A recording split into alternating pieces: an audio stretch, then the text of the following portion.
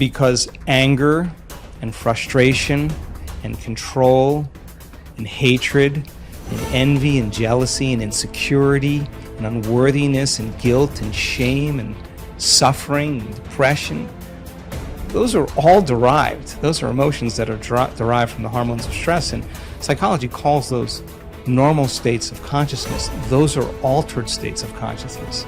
Because in stress, the physiology is that we're knocked out of homeostasis, we're knocked out of balance because we're perceiving some threat, some danger, some emergency. And so the stronger the emotion you feel to whatever stressor there is in your life, the more you pay attention to it. And so in time then, you have to keep your attention on all the important elements in your life. So you sit down to do a meditation, and when you're living in stress and you're living in survival, there's only 3 things that are important in that moment. Your attention is on your body because you got to preserve it. Your attention is on something in your environment, and what's in your environment? People, objects, things, places, and you're very preoccupied with time. And when you're in stress and you're in survival, the brain goes into a default mode, and it's naturally trying to predict the next moment based on what it's learned in the past. And so as you always try to forecast the future based on your memory of the past, you can't be in the present moment, right? So, and yet our model of change, what we discovered is that the only way a person can change is when they get beyond their body, they get beyond all the elements of their environment, and they get beyond that predictable future and familiar past, and they sink into the present moment, which is the unknown. So if you can't do that because of the hormones of stress, most people will sit down and they'll say, okay, I'm going to close my eyes, I'm going to start this process where I'm going to rehearse how I'm going to be today, and they start thinking about their cell phone. They start thinking about all their emails, and they start thinking, I can't meditate. There's something wrong with me. It's my mother's fault, And they actually believe that thought to be the truth, and then they get up and they actually reaffirm it and say, I can't meditate.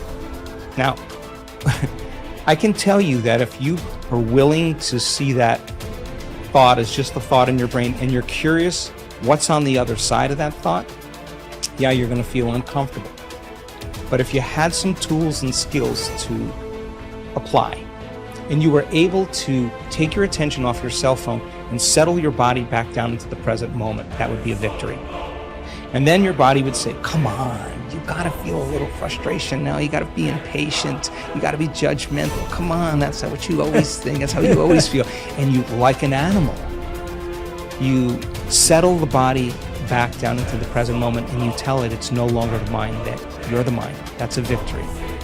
Then the body says, hey dude, you're super busy, you got a lot of things to do, you got a lot of people to see, you got a lot of places to go, you got a lot of things to do, and you've been doing the same thing every day.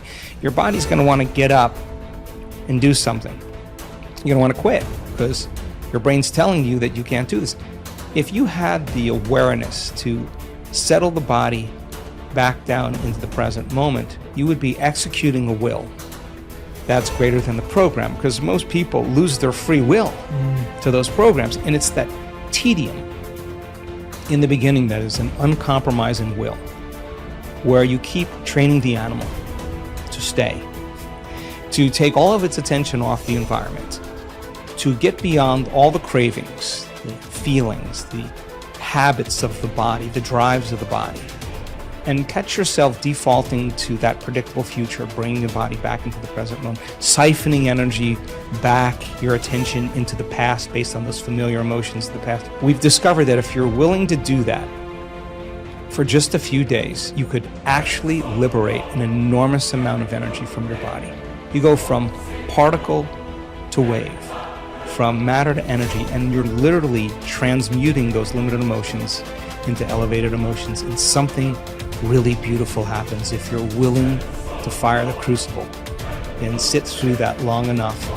All of these emotions move, that energy moves right up into the heart, and a person starts falling in love with life. They start feeling this state of gratitude, this gratefulness to be alive, this ineffable word of relaxed and awake. And something really magical happens when we've discovered this little simple thing. When that energy makes it to the heart, there's only one place it wants to go, and it goes straight to the brain. So the person starts relaxing into their heart when they feel this feeling, and the more they relax into the heart, the more their brain all of a sudden starts becoming aroused. And they start going into these elevated gamma brainwave patterns. Now, gamma is not unconscious. Gamma is actually super conscious. It's actually super aware. You're outside the program now. So when that occurs and the brain goes into gamma brainwave patterns, what we discovered is it's not a little gamma. It's not a lot of gamma. It's not a whole lot of gamma. It's a supernatural amount of gamma. And we start seeing these brainwaves where we see theta start carrying alpha, and alpha starts resonating with beta, and beta starts creating high beta, and high beta starts creating gamma. And you see these standing waves of brain coherence happening. And the person feels so amazing that they don't want the moment to end. A day that never came, but has managed to spoil every game. One day that takes all the blame, the basis of all fear and shame. Cripples the blossoming of the life's flame. A spoiler that makes life a dream. Traps the limitless in a limited scene. One day that takes all the blame, the basis of all fear and shame. Cripples the blossoming of life's flame. A spoiler that makes life a dream. Traps the limitless in a limited scene. A day that never comes but the world it ruled. Tomorrow never happened to anybody, but the idea of tomorrow has robbed people. A huge mass of people of their life. Just the idea. Nobody ever touched a tomorrow in their life. Nobody ever experienced one. Nobody ever saw one. Just the idea completely robs people of everything that could be life. You can only behold now. You can never behold tomorrow. Not because it's out of reach, because it doesn't exist. You can only imagine tomorrow. You will never behold tomorrow. Never, ever. But still, for most human beings, it is this, an idea. An idea whose time will never come. It is that idea which drives most people's lives, unfortunately. Even if you drive your life with an idea, even if you drive your life with an idea, you must drive with an idea whose time may come sometime, but this is an idea whose time will never come. But it still drives people. It still drives most lives on the planet. That is why most lives on this planet are not lives. They're just a bunch of thoughts, emotions, ideas, prejudices. Most lives are not a reality. They're just a psychological. They're just a psychological existence. They're just a dream, because reality happens now. Reality happens here. In your mind, only a dream can happen. And life and death will happen today. Dream is about tomorrow. It's better to dream of something that will come true. Tomorrow is a dream that will never come true. So, what you refer to as spiritual process, it's about knowing life. You can know life only today. You can know life only now. This is the moment. I'm not trying to give you a teaching. When I say this is the moment, oh, he said, this is the moment. It's not about that. This moment is not an idea. It is the only reality. This moment is not a teaching. It is the only living thing. It is the only living thing in the existence is right now, nothing else. So don't try to understand it. Don't try to digest it. You just have to behold it in all its entirety. Start with the rain, good way to begin. See how to address the larger issues of my life. There are no large issues in your life. What is the large issue that you're talking about? It is just about what job to take, which girl to marry, where to go for vacation, whether to get married or not get married, you know. These are the things, isn't it? These are not large issues. These are little things in your life. Yes.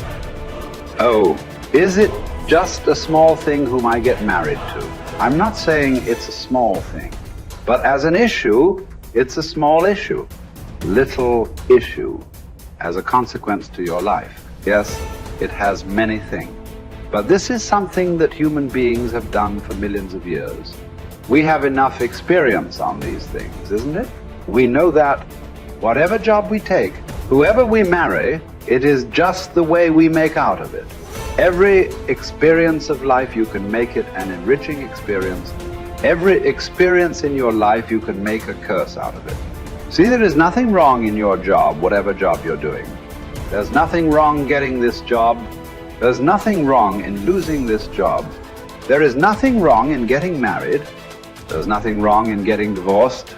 There is nothing wrong in not getting married. There is nothing wrong in anything. There is nothing wrong in this or that, but it is just that you make misery out of it. That's wrong. You do this, you make misery out of it. If you do that, you make misery out of it. That's what is wrong with you. So you got married. Is it wrong? That's not the point. There's nothing wrong with it. You did not get married. Is it wrong? No, there's nothing wrong with it. That's wonderful too. You got divorced. Is it wrong? No, that's also wonderful. It is just that you make misery out of everything. That's what is wrong. You just address that one issue, everything will be settled. That's what we are looking at. How not to make misery out of everything? If this one thing is settled, everything is settled, isn't it? Yes.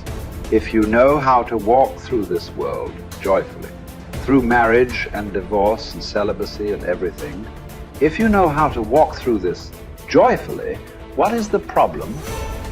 Whatever you do is beautiful, isn't it? If you don't even know how to be happy, don't have such goals as realization. They are very far away from you.